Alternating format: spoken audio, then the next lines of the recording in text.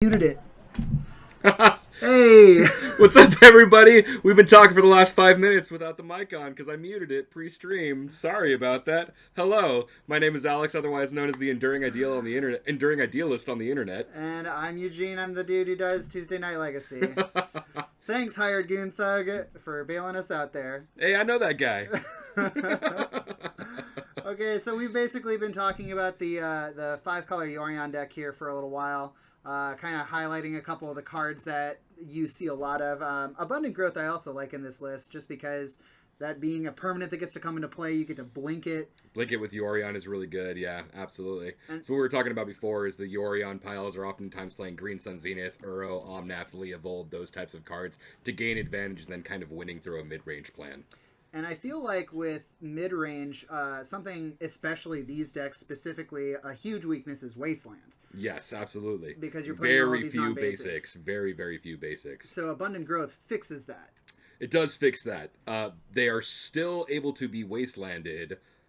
It doesn't create... Well, it doesn't make the land a basic land. No, you put it on a forest. Oh, sure. And then... Yeah, if the person is playing a forest or an island or something like that, but the deck is only playing 1 or 2 or maybe even 3 basics, so you're still very open to Wasteland. It's true. And getting a non-basic land with an abundant growth on it, Wasteland, it just feels even worse. Yeah, that sounds terrible.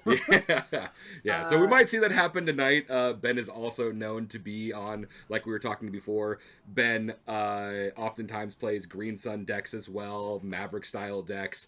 I don't really know what he's playing tonight, but looks like they're starting off here. Yep, so we're seeing some, just some tropical islands, a brainstorm maybe in response here. There's a crack of that Misty. High Star, I think there's, I don't know, what'd you see, like 20 players out there? I think we're at, 20, somewhere between 20 and 25. So that's a pretty good number for tonight. We saw... I need to pull up separately here, Will. Duplicate this. Sorry. And pull up the... Still getting streams figured out, everybody. Yeah, it takes still time. Still kind of new to this whole thing here at the store, so... It takes time. There we go. Okay, so... Perfect. Atraxa. There's a couple different Atraxas. I'm guessing that the newest one is probably the Grand Unifier. I don't know if that card is legal yet. Is Phyrexia? It's not legal yet, right? It's not legal in the format. Pre-release just happened. Pre-release just happened, so maybe. Yeah, I don't think one becomes legal until next week in paper. All right, well then it's probably not the Grand Unifier. It's probably the other one. Yeah, so Atraxa is oftentimes seen in like EDH decks where you're proliferating and getting counters on permanents and planeswalkers and things like that. But I'm really excited to see what's going to be happening here in the Legacy. Yeah, we'll put that right there. Yeah, so we're just seeing a Dryad Arbor, probably fetched up off of the Misty, I would guess. Just some mana fixing. I think this is going to be a grindy one. Yeah, I think we're looking at players that oftentimes, like I said earlier, they're playing Green Sun decks and mid-rangey styles. So yeah, buckle up, everybody, because we're gonna be here for a minute, I think. But that's okay. It's more Magic for you all to watch. So, I mean, just to highlight some stuff while we're kind of sitting here waiting for them going through decks, we might as well highlight some more cards here, one of which, of course, is the Yorion itself, playing the extra 20 cards, getting this guy, getting to play him, getting to be able to pull him into your hand so you can, like, pitch it to, like, a Force of Will or a Force of Negation or whatever. Pretty strong. Yeah, just always having that blue or white card in your hand, especially if you're playing Solitude, is just phenomenal. The companion mechanic I've always thought was really stupid and broken. Yeah. It's and pretty the fact broken that just to have an 8th card in your hand. Yeah, so I mean, instead of now, it was originally printed where you just cast it from your sideboard and just always have that 8th card in your hand. Now you get to just spend 3 mana to put a blue card in your hand for Force of Will, Force of Negation, or for especially specifically Yorion, a white card in your hand to pitch for Solitude, which we're seeing all over the format right now. Pretty damn strong. Yeah. So far, it looks like not a lot has happened. We've seen a Brainstorm, we've seen a Ponder for Ben, and just kind of fetching for John. But John has a Dryad Arbor on field, so it looks like he found a win condition. John flashing his hand here. It looks like he's got a Force of Will, another land in a Prismatic Vista. Not sure what else he's got. I wonder if he's on the Ice Fang Codal plan. I don't think. John actually known for, well, I get to see his deck lists all the time, and they are pretty spicy. He's got all kinds of random stuff going on inside them. Like he had a couple weeks ago that new Obnixilis. Sure. Yeah. I would assume that he is on Ice Fang Quaddle. Is that a Wasteland so from he's John? got a Wasteland, and we've got a Caracas here. Great. That's a Wasteland so from John there. 4 mana for Green Sun Zenith. We're probably grabbing Leovold. Leovold is a really good choice here because we've already seen the Brainstorm and the Ponder from Ben. I would assume that John is on Ice Fang Quaddle since we see the snow-covered island there. Yeah, you would think. Otherwise, there's not really... I mean, outside of just snow-covered lands being cool or whatever, there's not really a point in playing snow-covered lands unless you're playing cards that are relevant to that. And there's the Leovold, as you called it. Yeah, unless you're playing cards that are relevant to snow types, just like Ice Fang Quaddle, there's not really a point in playing them. I mean, what the other one is basically like... what's the one that you play in Enchantress? Think of Onthanice. Onthanice. Did you say that? No, I was saying there's an Ice Fang Quaddle from Ben. Oh, there we go. Yeah. So, not who we're talking about, but we've seen an Ice Fang Quaddle. So and he doesn't even have any basics or snows. Yeah. So this guy is basically just a 1/1 flash draw boy in his current iteration. Could be. Okay, so we see a basic snow-covered forest from Ben. If he gets 2 more, then that Ice Fang can do some work against Leovold. Leovold won't really be able to get in. I do imagine that we're seeing some sort of a removal spell from John at some point in time, but here comes an Uro from Ben. This is starting to feel definitely like a mirror match. Yeah, it seems very mirror matchy. I don't know why he decided to call the deck Notraxa. Yeah. If I don't see an Atraxa in here, I mean, it makes sense. He did call it Notraxa. He did call it Notraxa. But I wonder if this is just kind of like a Super Friends deck. I don't know what's happening. Maybe he named it to throw us off. Yeah, I could definitely see that. That's definitely a Ben thing to do. With us. Yeah, for sure. Yeah. We're seeing an untapped step from John here, going to draw step. It looks like he drew a Brainstorm. Strauss, what do you... Oh, because Leovold says you can't draw more than 1 card each turn, so if he had Codaled in response to that, but the Uro draw... You're right, yeah. Ooh. There is a delay here. We can try to call a judge over there real fast, but we're also at casual REL. What happens is that if he hasn't played the card, he could just basically put one back on top of his library or shuffle it in. So we can call a judge over there to get that fixed. Thank you. Do we know for a fact that he drew the card? Strauss is saying that he drew it. Okay. I missed it. Okay. I just assumed that he drew it. Who are you texting?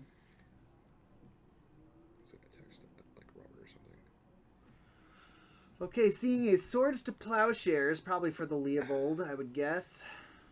Gonna draw that card, use that Force of Will in his hand there. I think it's up to his opponent to catch him. I think he drew it. It is kind of up to his opponent to catch him. It is John's responsibility to remember his static abilities, that his opponent can't draw a card.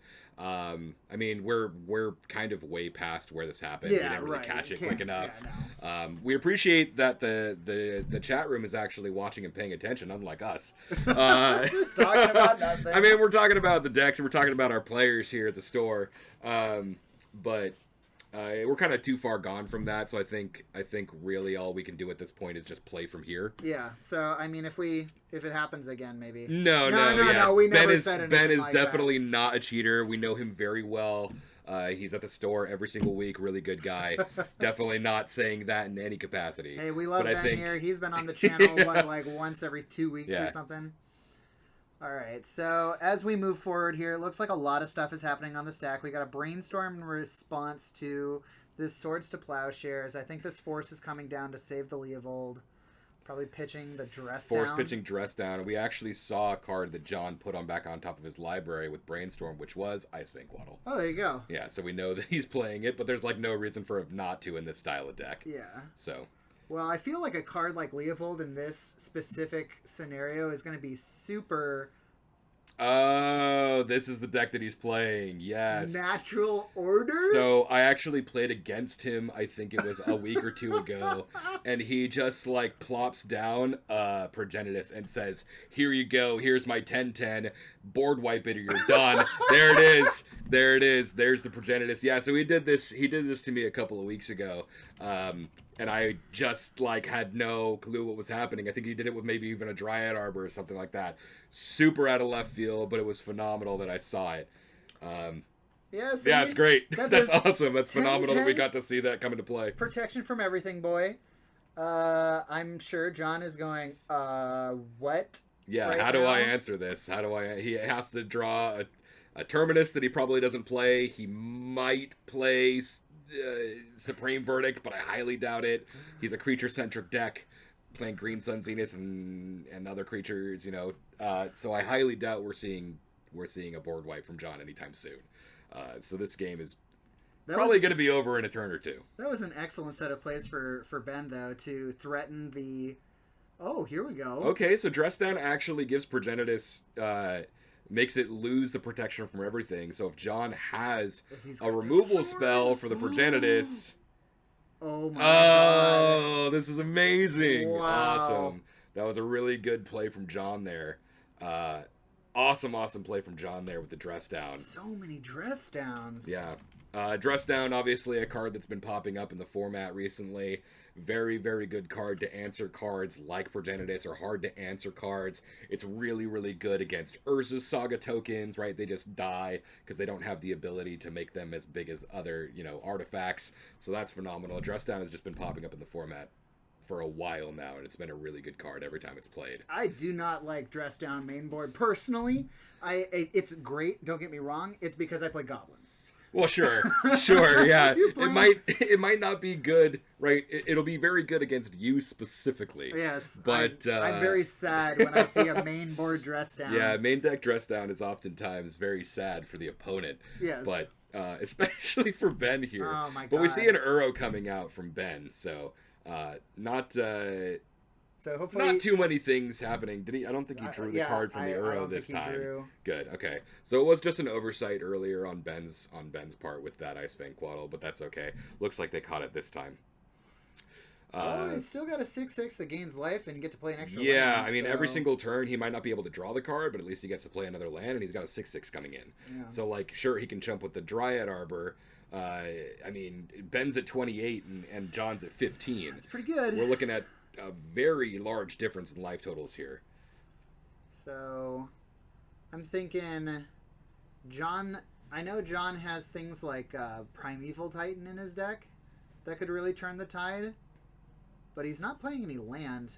Yeah, it looks like he's been missing a lot of land drops. It looks like he's only got 4 on field. That Abundant Growth does get to draw him a card. It looks like he actually drew another land. So, yeah, he tapped the Dryad Arbor. So he's got 5 lands on field with the Dryad Arbor. Yeah. But it looks like he just drew a Volk. Oh, yeah, you're right.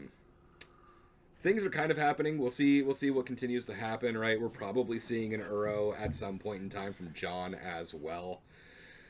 Well, this is anyone's game. I thought that Ben had it with the Progenitus on field, but the Dress Down into a Swords play from John was phenomenal. That's where all that life came from. That is where game 10 life, yeah. It's kind of like swordsing a Phyrexian Dreadnought or, like a Merit Lage Avatar. Oh, God, it feels so good. You get to not lose the game, but... Is that an Excavator? Yeah, so he's pulling stuff back now. Good. Seems like he pulls a Vista back from the yard. Kind of thin the library with that. His life total, with seeing a 6/6 on the other side of the field, having, 1 less life to crack and thin your library is not that much of a deal. But he is also playing a Yorion deck, so thinning an 80-card library, I don't know what's relevant or what's not. You or a permanent you control. So you have to deal with Leovold first. Yeah, which is exactly what Ben just did. Yeah, Ben just prismatic ending the Leovold. He drew a card off of it, of course, because it got targeted. And now he's being able to play... Yeah, Ponder. So he is sequencing correctly. Instead of bad scry. Instead of really, really bad scry. Yeah. Bad... It's a Halimar depths, basically. Effectively, yeah, it would be. The Ponder would be. But no, Ben plays his cards well, and so we finally see the Leovold off the stack here. I feel like Leovold for the longest time was going to be the mirror breaker, preventing all of those land drops. And oh yeah, he knew Uro's that coming in here. off of the ponder. Yes. To play the extra land. Yeah, exactly. So we could just draw it and play it immediately. Just All play, right, effectively just plays it for the top of his library here. This is the play that I want to know. So it must be the Codal because there's a huge possibility that Codal's coming in right now. He does have the 3 basics now that he's fetched with the Prismatic Vista, so that's why he probably got it back. Because otherwise I would have pulled back Wasteland to keep Ben down on lands. Yeah, that's a huge possibility. But he's already got 5 of you. Yeah, there's the Codal.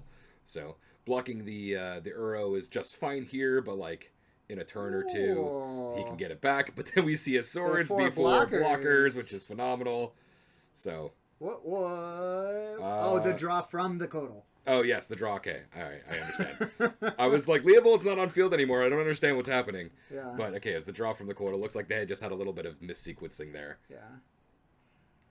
I guess you could technically swords it before the draw, but yeah, you could swords it in response to the trigger, but it's probably just be 4 blockers and you allowed it to happen or whatever. Yeah. Plus we're at casual REL. This is just a weekly. We're not doing anything crazy. Very serious here at Tuesday Night Legacy. Yeah, we're issuing penalties and DQs, handing them out like cupcakes. I don't know why cupcakes, but I like them. Yeah, cupcakes are great.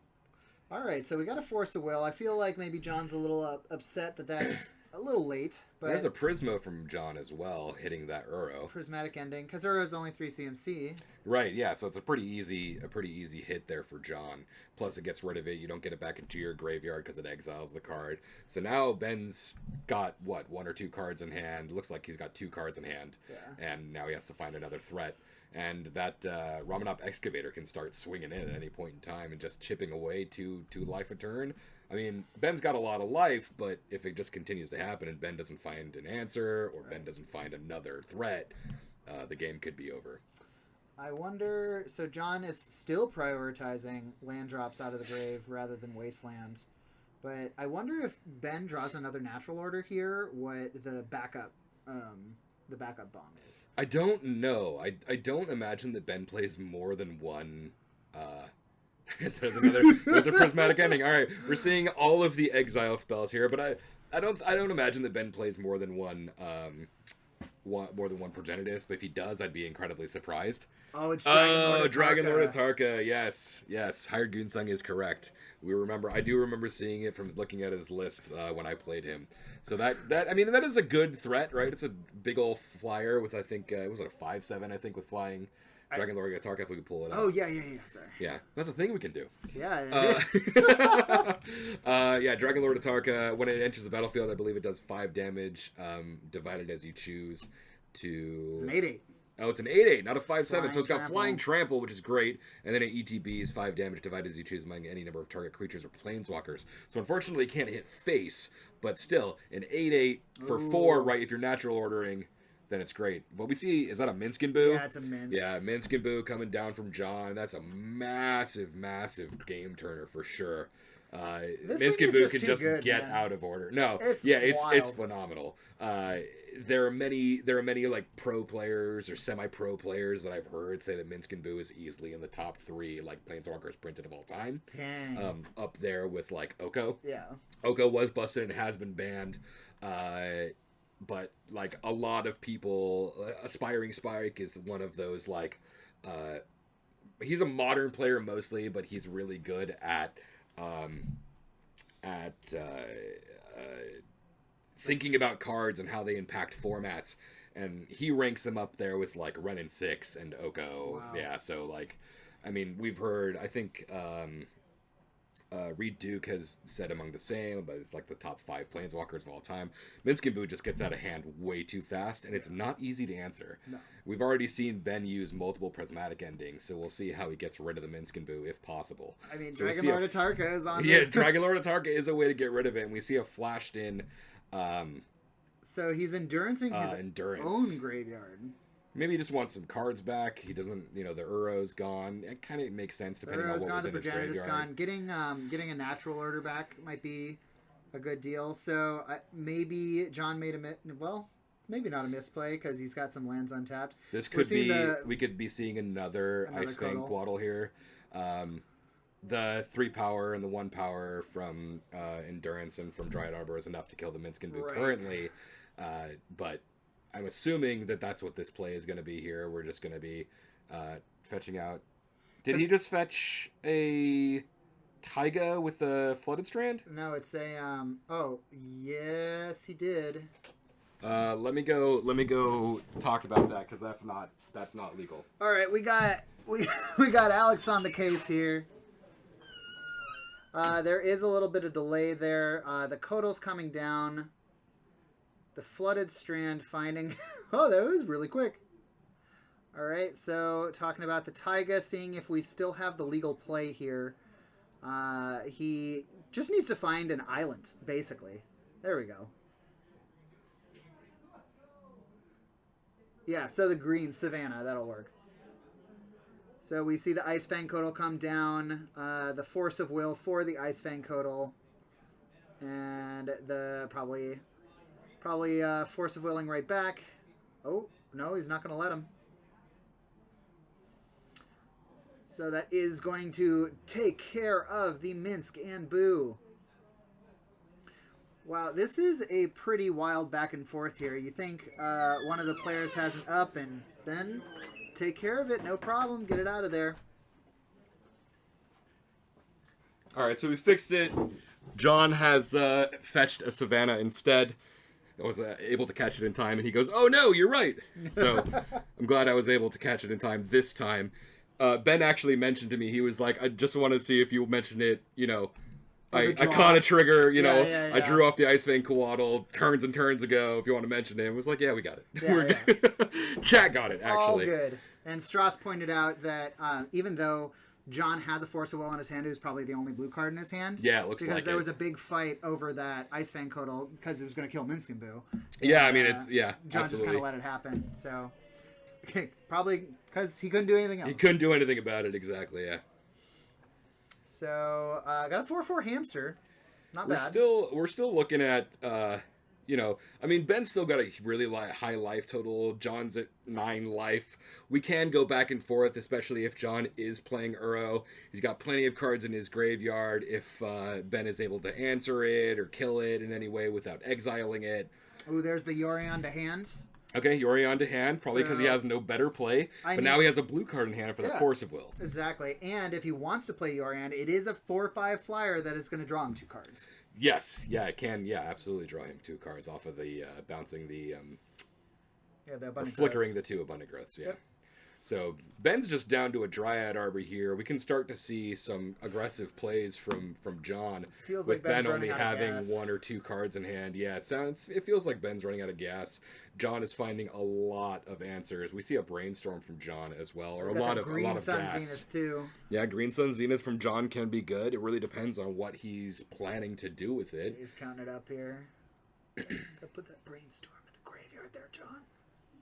He'll do it in a minute. I'm sure he will. That is not a creature. See, he heard you. There you go. See, yeah, I was whispering. Yeah. Make sure he heard me. Tapping for mana, I'm guessing. 1, 2. Yeah. He's counting it up. So 3, 4, 5. So 1, 2, 3, 4, 5, 6. It looks like a Green Sun for 5. And then this is probably a hard-casted Force of Will. Hard cast. All right, so we've got a lot of back and forth going here. This is probably but we got the Force for some blue card. It looks like it's probably the Yorion that just got pitched. Oh, you're right. Yeah, I think that's what that is. We can't really see it on camera, but that's probably the only blue card that John had in his deck. So because he put it, yeah, almost positive. Oh, I'm sorry, he hit his hand. Because of how the sequencing went. Uro? Really? I mean, I guess 5. If he's got Omnath, this would be the time. 1, 2, 3, 4, 5. Yeah, can't. 6. Did he? Maybe he tapped the Tundra as well for it. 1, 2. So he brainstormed. Oh yeah, he brainstormed. 1, 2, 3, 4, 5, 6. 6. Do I have to go catch John again? All right, I might have to go and catch him again real quick. 5, 6. Yeah. Oh, John. It's all right, guys. 1, 2, 3, 4, 5. But he's got a forest. Why does he have an untapped forest? Just tap the forest. and then it's 6, and then you're good.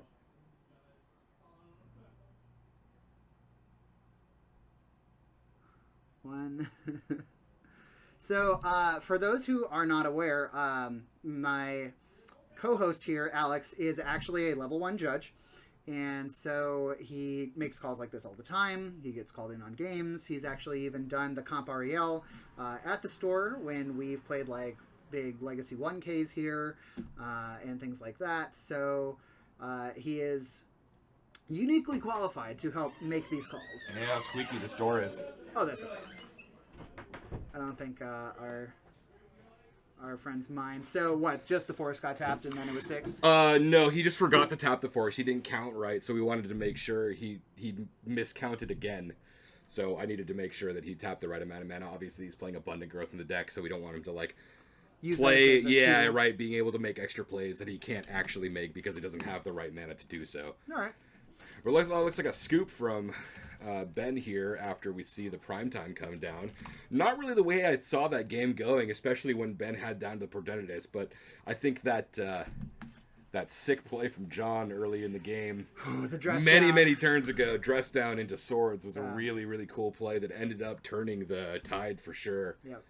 So, Primeval Titan has been in the format forever. I mean, it's a modern card too. There's even a player at the store that tried to make the Amulet Titan deck work in Legacy. And this guy goes and finds you 2 tapped lands, and the land that John went and got is the land that wins you the game. Where is it? One land that can win you the game. We're looking at Field of the Dead here.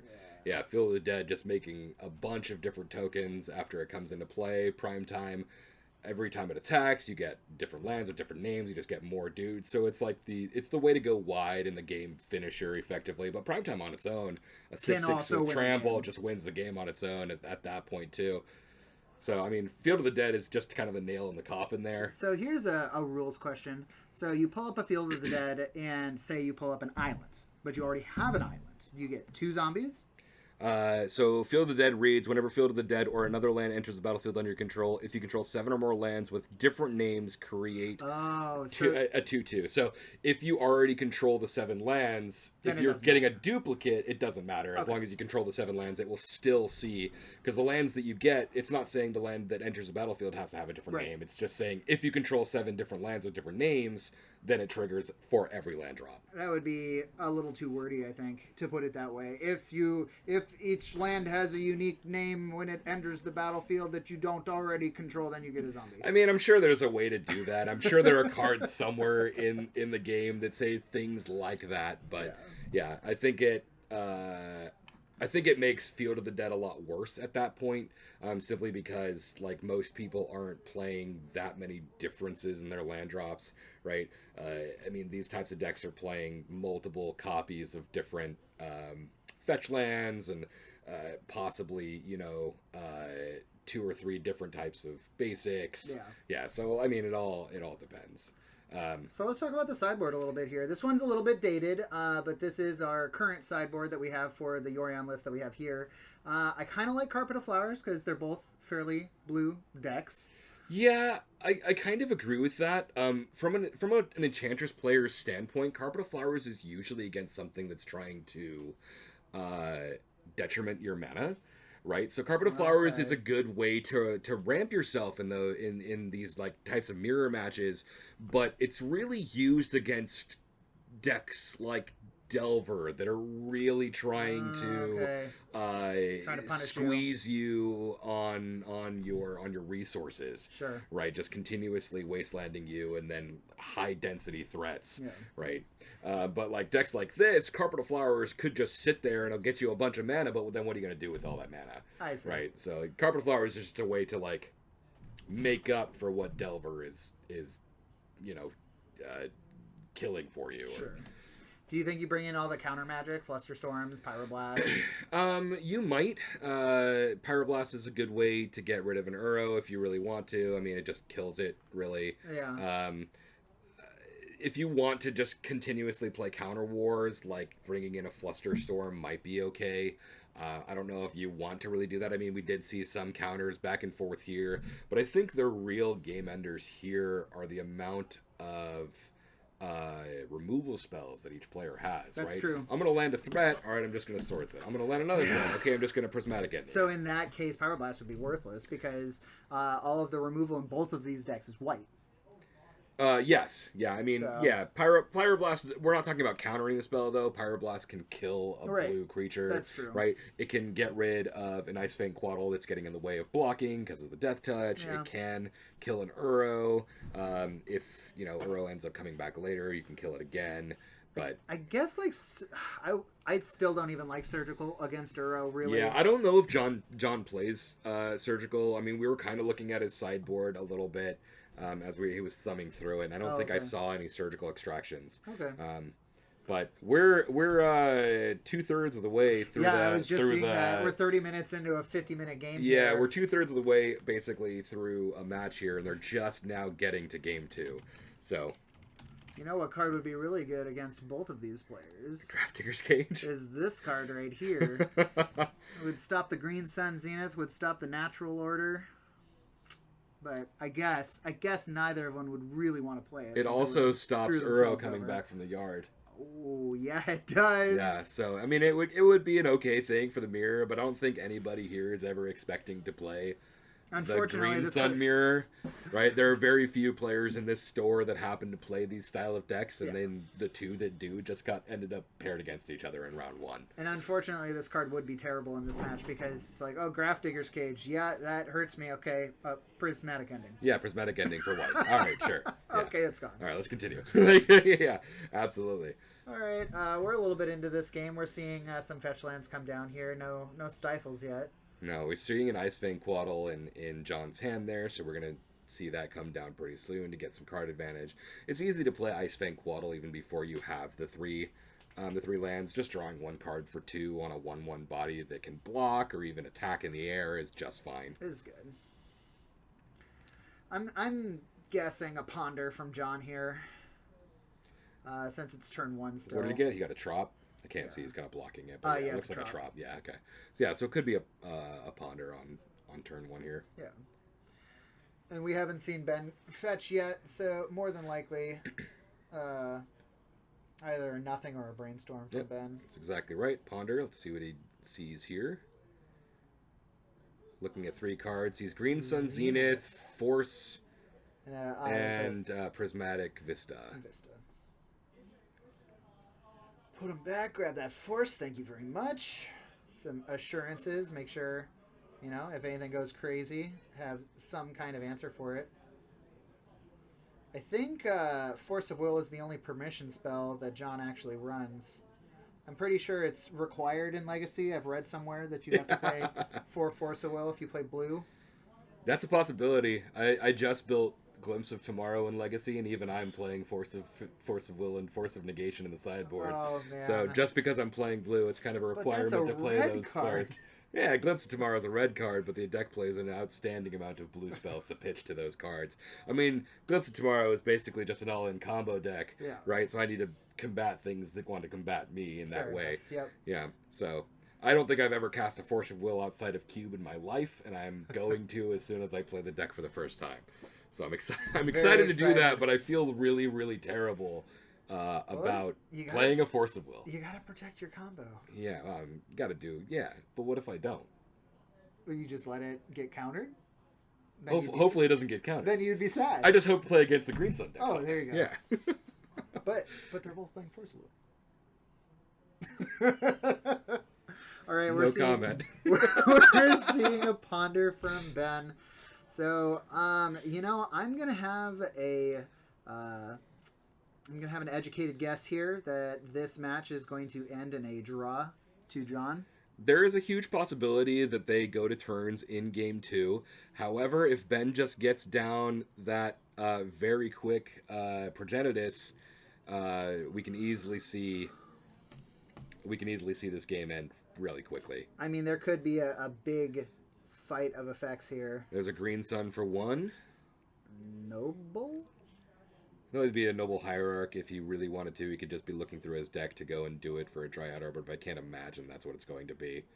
I don't Maybe even it's think singleton. he runs one-ofs. Yeah, I also don't think so either. Maybe he does. Or one-ofs, I keep saying Oh, there's a bird, so maybe he, yeah.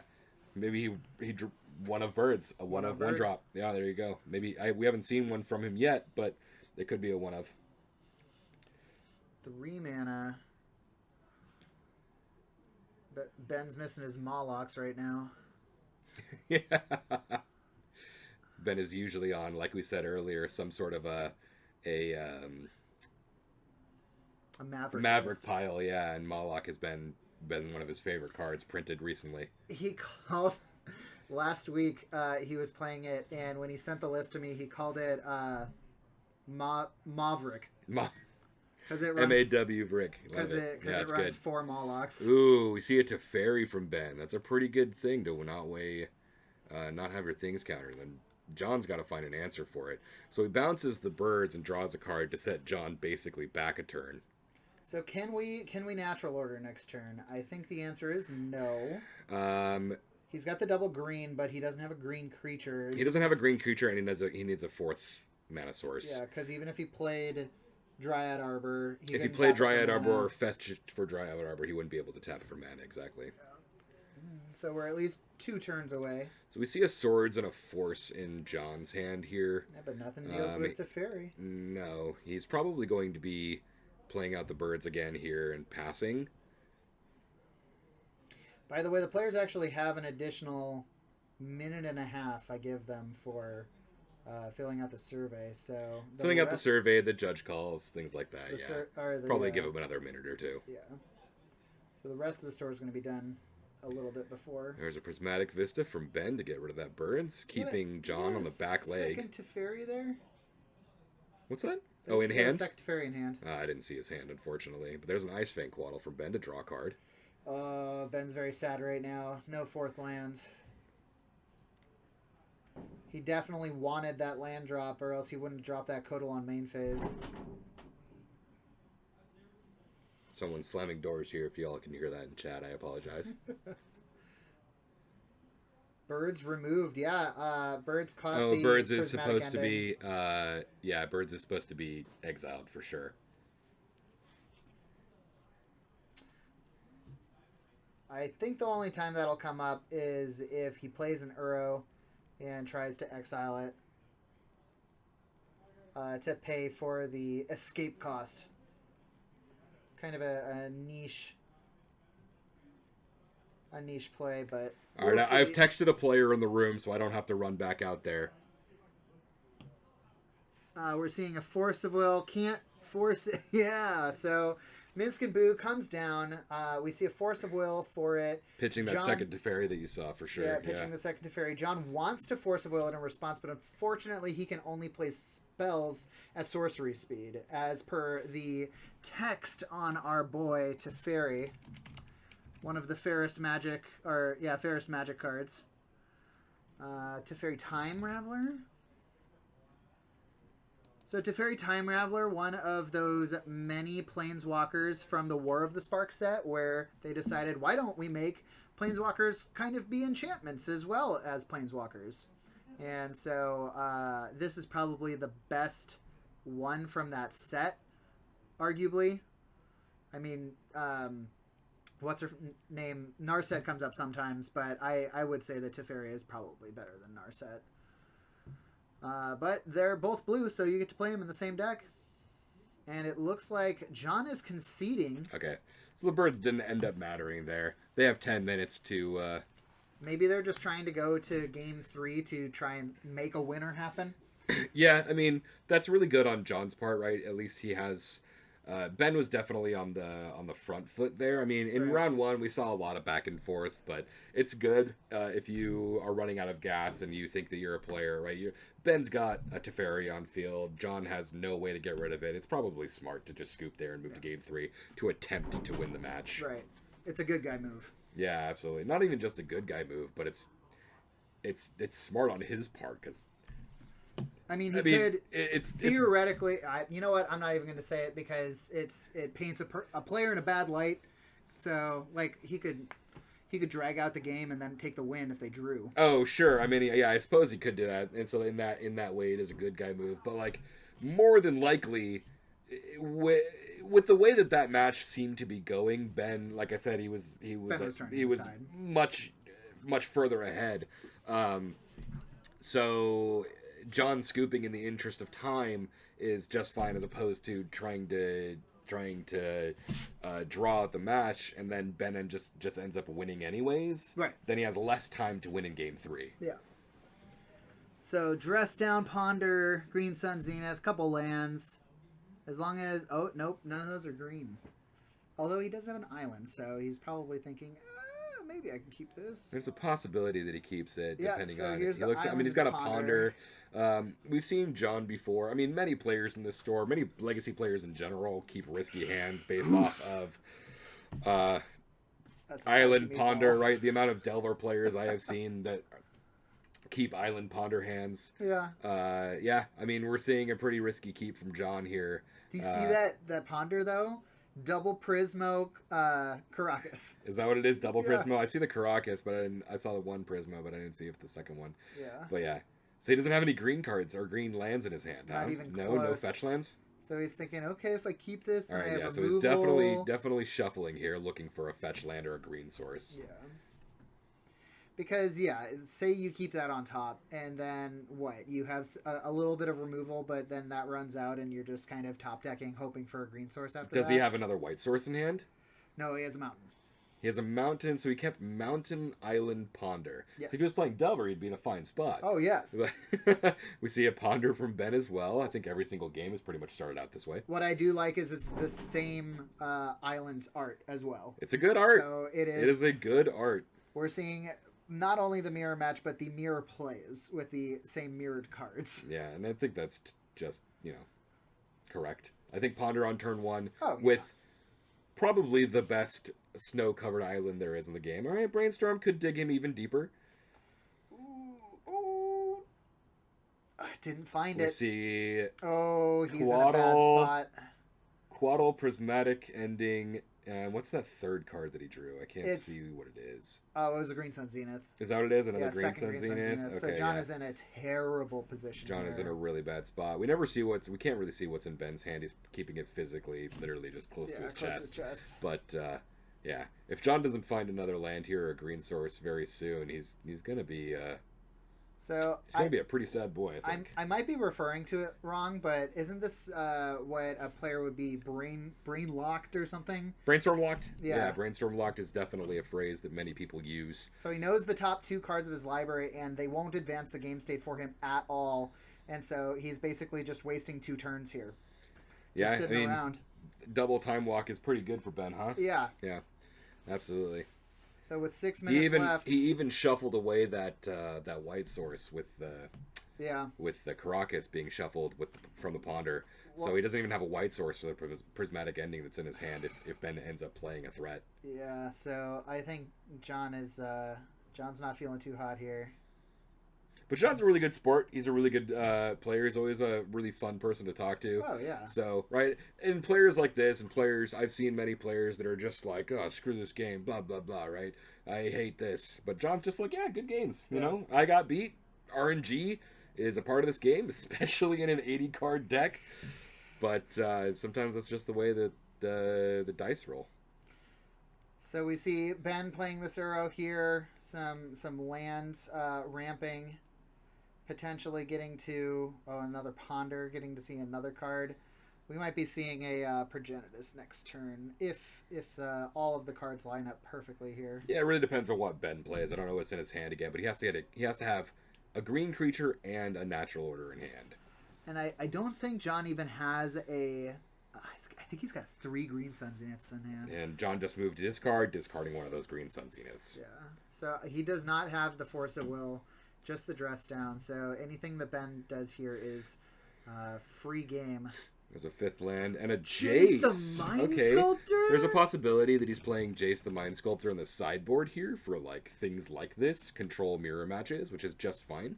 Jace is a concede. Oh, is that a concession? Yeah. All right, fantastic. Yeah, he just plays Jace and concedes. It's totally fine. In the interest of everybody's sanity, I think that's totally fine. Yeah. John is not in any way getting out of that at any point in time. He knows Especially the top 2 cards in his library. Fate sealing him, Oh yeah. that would have been Yeah. Dunzo. Yeah, I mean, Ben just sees any non-land card and keeps it on top any day. Yeah, absolutely. All right. So Well, there's only a couple minutes left in the round here, so we're not going to get a backup match or anything like that. but we will see you soon with round 2 starting in about 2 to 4 minutes. So we will see you then. See you later, chat.